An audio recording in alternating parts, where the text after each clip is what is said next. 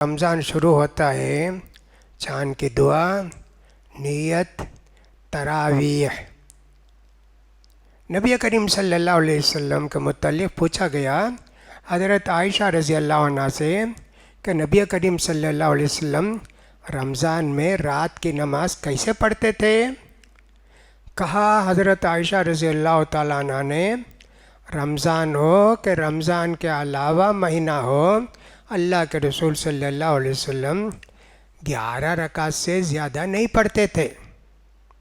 8 رکعت تہجد سمجھیے اور 3 رکعت وتر، اور کبھی کبھی 2 رکعت اور زیادہ پڑھ لیتے، جس کو سمجھے کہ تحیۃ الوضو ہوگا یا اسی کوئی نیت کر کے اللہ کے رسول پڑھ لے نفل 13 رکعت، کبھی اکثر 11 رکعت پڑھتے تھے۔ تو تراویح کی نماز 11 رکعت ہی ہے۔ اس کی فضیلت کتنی ہے؟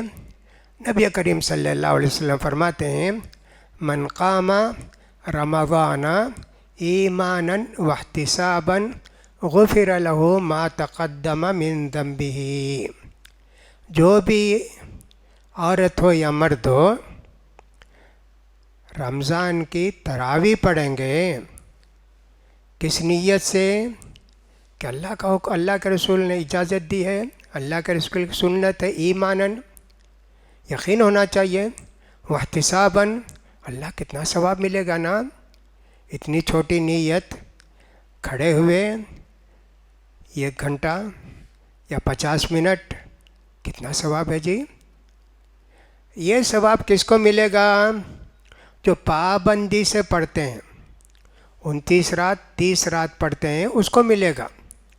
چاہے ہماری مسجد میں پڑھیں، 1 دن یہاں پڑھے، 1 دن وہاں پڑھے، 1 دن وہاں پڑھے، پوری نماز پڑھیں۔ اور یہ بھی خیال کرنا چاہیے، جب امام شروع کرتے ہیں ان کے ساتھ رہنا چاہیے، امام جب ختم کرتے ہیں ان کے ساتھ ہونا چاہیے۔ بہت سارے لوگ نماز کے چور بھی ہوتے ہیں، وہ نفل نمازی ہے، بیٹھے رہتے ہیں، جب امام صاحب رکوع میں جانے کے لیے کوئی آیت ختم کرنے والے ہیں، دوڑ کے آ کے شریک ہو جاتے ہیں۔ ان کو ثواب نہیں ملے گا، ان کے گناہ معاف نہیں ہوں گے، اپنے پیر کو بھی جو تکلیف دو جی۔ رمضان میں چونکہ عشاء کی نماز کے بعد عام طور پر تراویح پڑھ لیتے ہیں، یہ لفظ تراویح کا حدیث میں نہیں آیا۔ ترویحہ کا مطلب ہوتا ہے تھوڑا آرام کرنا، 2 رکعت پڑھے 1 منٹ بیٹھے، اور 2 رکعت پڑھے اور 1 منٹ 2 منٹ بیٹھے، تھوڑی راحت، تھوڑا آرام کر لیتے۔ اللہ کے رسول صلی اللہ علیہ وسلم کے زمانے میں اللہ کے رسول صلی اللہ علیہ وسلم اعتکاف کو بیٹھے آخری عشرے میں، تو نبی کریم صلی اللہ علیہ وسلم اپنے ڈیرے میں نماز شروع کرے، تہجد کی نماز شروع رات میں، سمجھو 11 بجے ایسے، لوگ دیکھے کہ اللہ کے رسول نماز پڑھا رہے ہیں، بہت سارے لوگ آ کے شریک ہو گئے۔ پھر دوسرے دن بھی اللہ کے رسول صلی اللہ علیہ وسلم نماز پڑھے، اور زیادہ لوگ آ گئے۔ تیسرے دن اللہ کے رسول صلی اللہ علیہ وسلم نماز پڑھائے، مسجد بھر گئی، اتنے لوگ آ گئے۔ اللہ کے رسول صلی اللہ علیہ وسلم کے پیچھے نماز پڑھنا کتنی بڑی سعادت ہے۔ چوتھے دن اللہ کے رسول صلی اللہ علیہ وسلم کے نماز کی خبر جب مدینے میں پھیلی تو مسجد سے باہر بھی ہو گئے لوگ، اتنی بھیڑ آ گئی، اللہ کے رسول پڑھائی نہیں نماز۔ اب صحابہ جو ہے نا وہ سوچتے اللہ کے رسول نیند آ گئے کیا، سو گئے کیا، کوئی کھانستا، کوئی کھنکتا تاکہ اللہ کے رسول اگر سو رہے ہیں تو اٹھ جائیں گے، نہیں۔ اللہ کے رسول صلی اللہ علیہ وسلم نے فرمایا، تمہاری پوری حرکتیں مجھے معلوم تھی، میں نے تم کو جماعت کے ساتھ نماز اس لیے نہیں پڑھائی، تمہاری خواہش کو دیکھ کر اللہ تعالیٰ اس کو ایک چھٹی نماز بنا دیا تو آنے والے نہیں پڑھ سکتے نا، تمہاری خواہش دیکھ کر اللہ نے اس کو فرض کر دیا تو فرض ہو جائے گی نماز، اس لیے میں نہیں آیا۔ یہ 3 راتیں بھی اللہ کے رسول 8 رکعت ہی پڑھائے، اس سے زیادہ نہیں پڑھائے۔ دوسرا ثبوت یہ ملا کہ جماعت کے ساتھ پڑھ سکتے، جماعت کے ساتھ پڑھ سکتے۔ حضرت عمر رضی اللہ تعالیٰ عنہ کے زمانے میں مسجد نبوی میں جس کو بھی قرآن یاد رہتا اپنے 2-4 ساتھیوں کو لے کے ایک جماعت وہاں ہوتی، اور ایک آدمی جو حافظ ہے وہ 2-4-6 آدمی کو لے کر وہاں جماعت کرتے۔ ایک مسجد میں 8-10 جگہ جماعت ہوتی۔ نفل نماز فرض میں ویسا نہیں ہو سکتا، فرض ایک ہی ہوتی ہے، نفل نماز الگ الگ بھی پڑھ سکتے۔